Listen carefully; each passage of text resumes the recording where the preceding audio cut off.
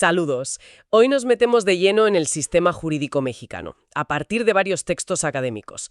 La idea es entender no solo qué es el derecho, sino, sobre todo, por qué nos afecta cada día.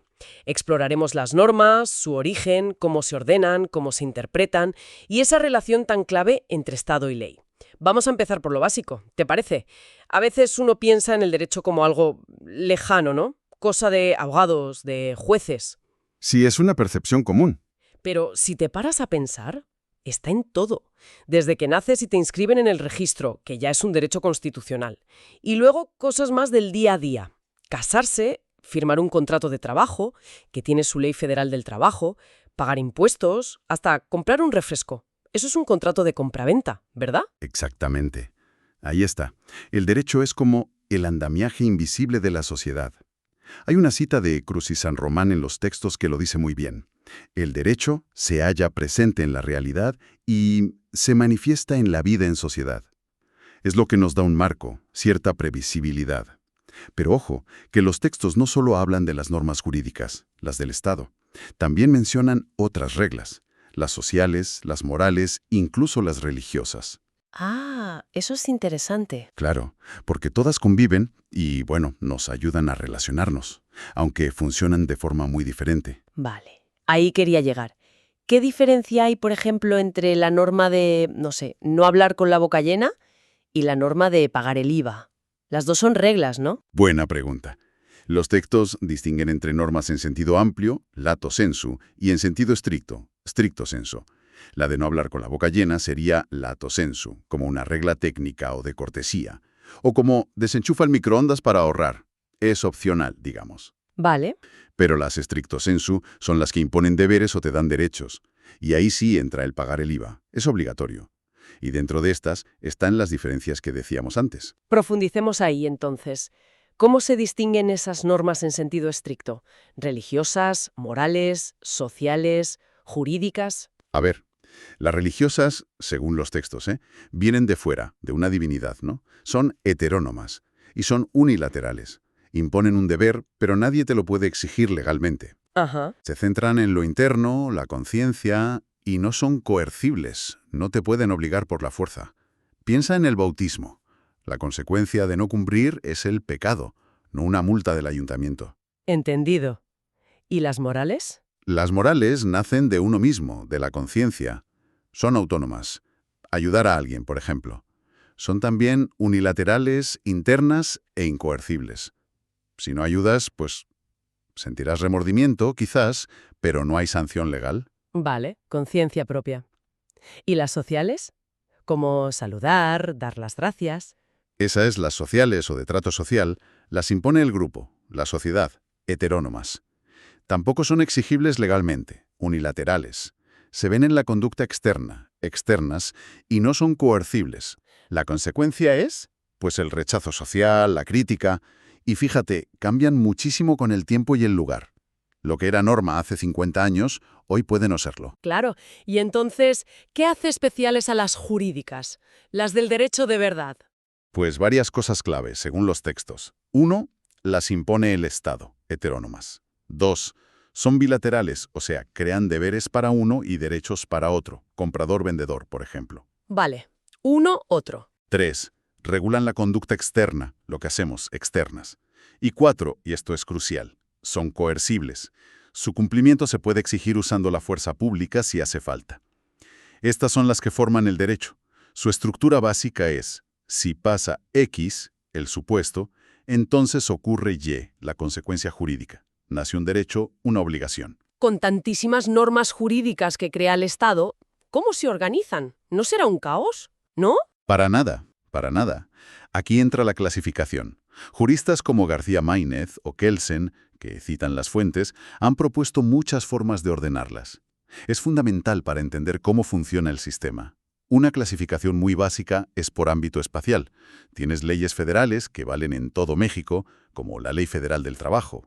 Ok. Luego estatales, para cada estado, como el Código Civil de la Ciudad de México. Y también municipales. Tiene lógica. ¿Y qué otras clasificaciones importantes mencionan? Otra muy relevante es por materia. Se suele hablar de derecho público y derecho privado. La diferencia. El público regula relaciones donde el Estado actúa con su poder, digamos, soberano, ya sea con los ciudadanos, piensa en derecho penal, fiscal, administrativo, o con otros estados, derecho internacional público. Vale. Y el privado regula relaciones entre particulares, o cuando el Estado actúa como un particular más, sin ese poder especial. Aquí entra el derecho civil, el mercantil. Entendido. ¿Y la jerarquía? Imagino que no todas las leyes pesan lo mismo. Exacto. Hay una jerarquía, como una pirámide. Arriba del todo está la Constitución. Es la norma suprema, lo dice el artículo 133. La ley de leyes. Eso es. Por debajo estarían las leyes federales y los tratados internacionales que México firma. Y luego ya vienen reglamentos, normas más específicas.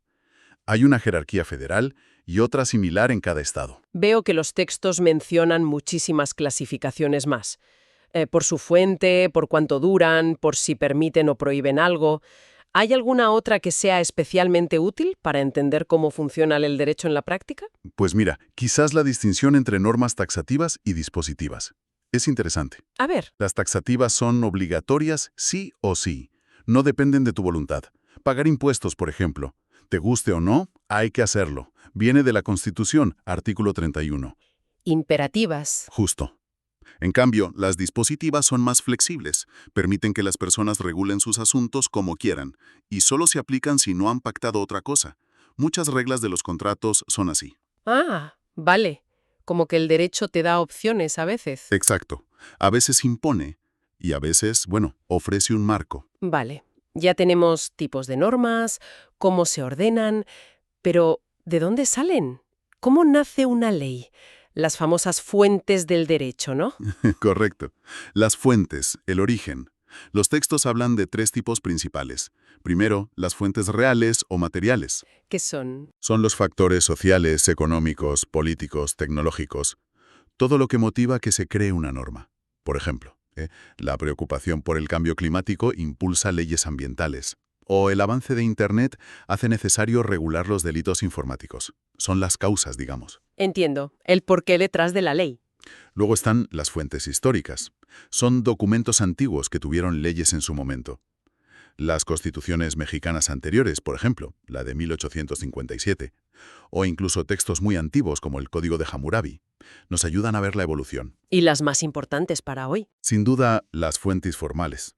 Son los procesos que el propio sistema reconoce para crear derecho válido hoy. Y la reina de las fuentes formales en México es la ley, la que hace el poder legislativo. Los textos destacan sus características. Es general, para todos los que cumplen el supuesto, obligatoria, abstracta, regula situaciones tipo y, muy importante, irretroactiva en perjuicio de persona alguna. No te pueden aplicar una ley de hoy a un hecho pasado si te perjudica. Lo dice el artículo 14 constitucional. ¿Y cómo se hace una ley federal? ¿Es muy complicado el proceso? Bueno, tiene sus pasos. El proceso legislativo federal está en la Constitución, artículos 71 y 72. A grandes rasgos. Alguien tiene la iniciativa, puede ser el presidente, diputados, senadores, los estados, incluso ciudadanos si cumplen requisitos. Proponer la ley. Exacto. Luego viene la discusión y aprobación en las dos cámaras, diputados y senadores. Después la sanción del presidente, que es como el visto bueno final, aunque puede vetarla. Ajá. Sigue la promulgación, que es la confirmación formal y la publicación en el Diario Oficial de la Federación. Esto es clave para que todos la conozcan. Y finalmente, la iniciación de la vigencia, el momento en que empieza a aplicarse. No es un camino corto, ¿no? A veces incluso hay un tiempo entre que se publica y entra en vigor, la vacatio legis, para que la gente se prepare. Y hay otras fuentes formales, además de la ley que sale del Congreso. Sí, varias importantes. Los tratados internacionales que México firma.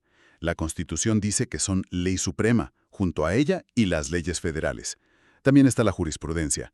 Esto es fundamental. ¿Qué es exactamente? Es la interpretación obligatoria de la ley que hacen los tribunales federales, sobre todo la Suprema Corte. Cuando resuelven casos de forma similar varias veces o aclaran contradicciones entre tribunales, crean jurisprudencia. Se publica y obliga a todos los jueces del país a interpretar la ley de esa manera. Unifica criterios. Vale, la interpretación de los jueces hecha norma. Algo así. Luego está la costumbre. Ah, los usos y costumbres.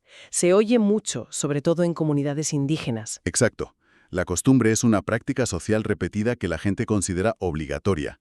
Los textos dicen que en México vale sobre todo cuando la propia ley la menciona. Prater legem. Pasa en temas mercantiles o, como dices, en derecho indígena, reconocido en el artículo 2 constitucional. Pero no puede ir contra la ley, entiendo. En general, no. La costumbre contra legem no tiene validez.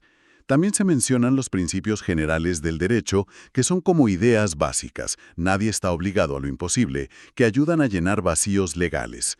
Y la doctrina, los estudios de los expertos, que aunque no obliga directamente, influye mucho en legisladores y jueces. Hemos usado la palabra derecho de muchas maneras. Los textos dicen que tiene varios significados, ¿no? Acepciones. Sí, es una palabra polisémica, tiene varios sentidos.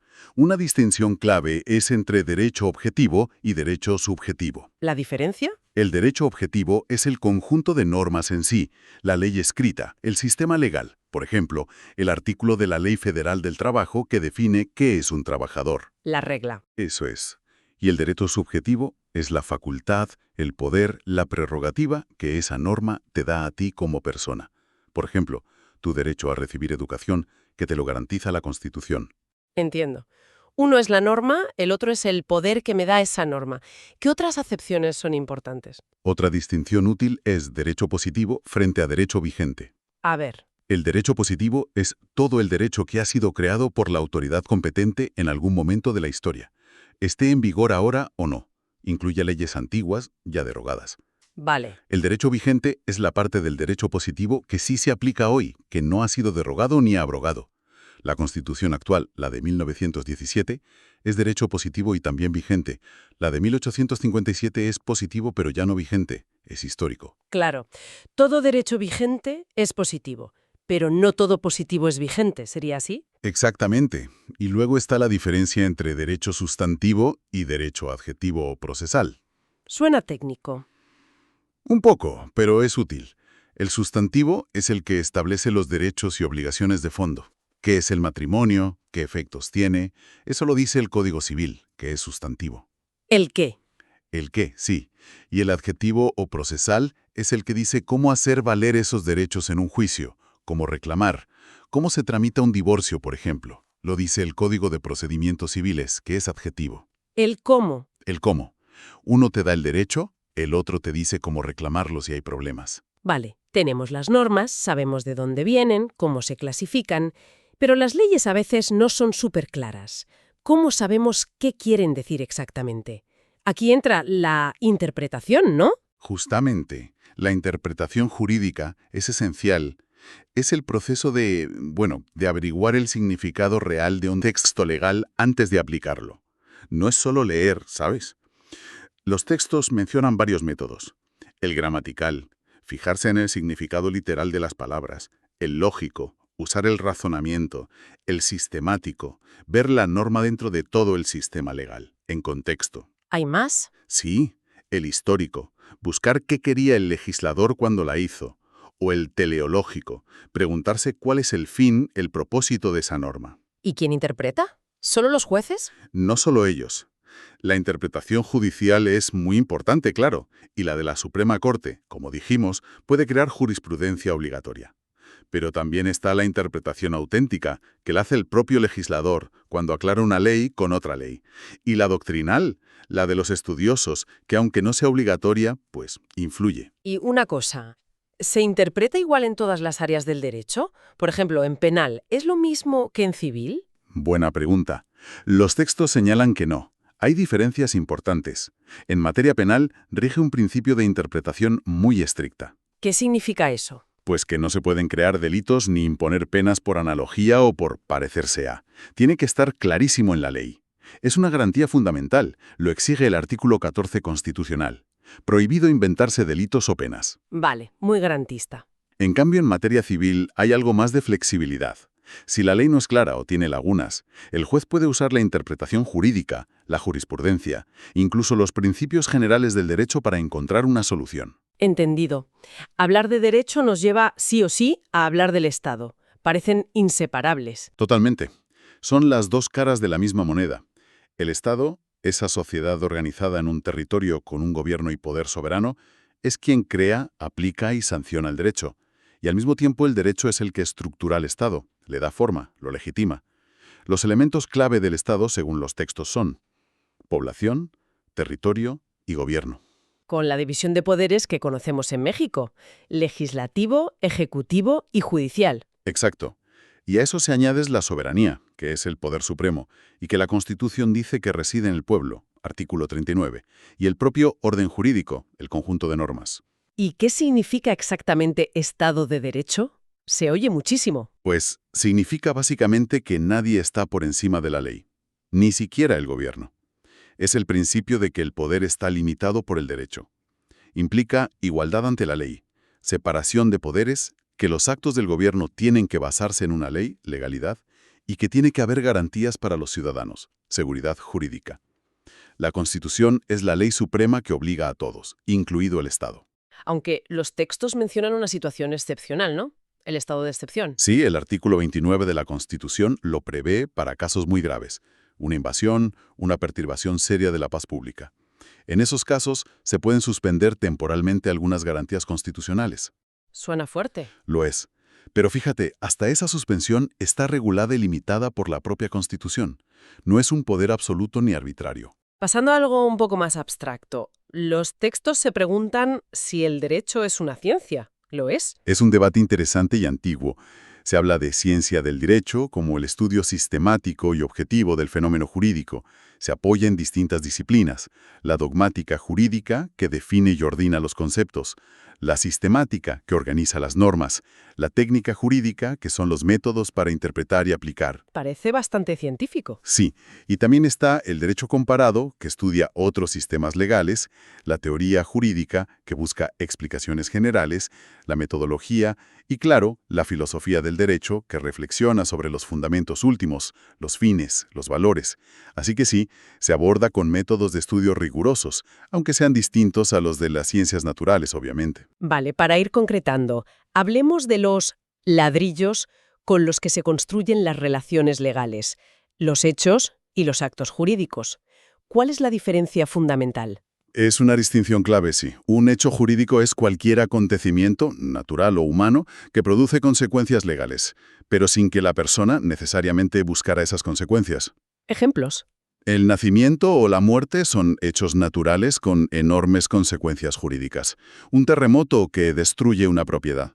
O un hecho humano, como un accidente de coche. Es involuntario, pero genera responsabilidad, ¿verdad? Incluso un acto voluntario pero ilícito, como cometer un delito, se considera un hecho jurídico en sentido amplio, porque produce consecuencias legales, la sanción, que no son las que la norma querría promover. Entiendo. Entonces, el acto jurídico es cuando sí hay la intención de crear esas consecuencias. Exacto. El acto jurídico es cuando alguien manifiesta su voluntad precisamente para crear, modificar, transmitir o extinguir derechos y obligaciones. El ejemplo típico es firmar un contrato. Las dos partes quieren esas consecuencias específicas. Para que un acto jurídico exista, necesita elementos esenciales. Si falta uno, el acto es inexistente, como si nunca hubiera ocurrido para el derecho. Son el consentimiento, el acuerdo de voluntades, el objeto, qué se quiere lograr y sobre qué cosa o hecho recae, y a veces la solemnidad, una forma súper específica que exige la ley, como casarse ante el juez civil o hacer testamento ante notario. Vale, sin eso no hay acto. Pero un acto puede existir y aún así tener problemas, ¿verdad? Correcto. Necesita también requisitos de validez para que produzca efectos plenos y no pueda ser anulado fácilmente. Si falla alguno, el acto existe pero está enfermo, digamos. ¿Cuáles son esos requisitos? Son 4 principales.